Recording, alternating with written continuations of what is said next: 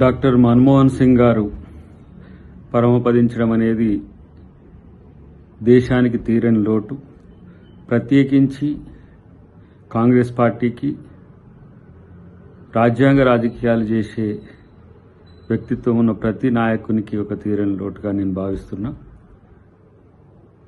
ప్రపంచ ఆర్థిక మేధావిగానే కాకుండా ఈ దేశపు ఆర్థిక సంస్కరణలను తీసుకొచ్చి దేశం యొక్క ఆర్థిక స్థితిగతుల్ని మెరుగుపరిచిన ఒక రాజనీతిజ్ఞుడు, అన్నిటికంటే ముఖ్యంగా ఒక శాంతి కాముకుడు.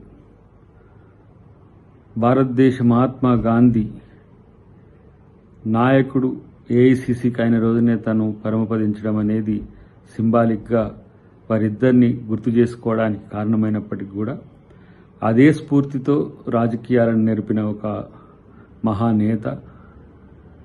సరళీకృత ఆర్థిక విధానాలు మధ్యతరగతి, దిగువ మధ్యతరగతి, పేదలకు ఎంతో మేలు చేసిన సంస్కరణలుగా ప్రపంచ ఖ్యాతిని ఆర్జించినవి.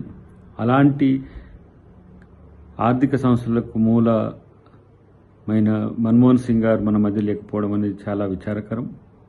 ప్రత్యేకించి వారి కుటుంబానికి నా ప్రగాఢ సానుభూతి, వారి ఆత్మకు శాంతి చేకూరాలని చెప్పి నేను కోరుకుంటున్నాను.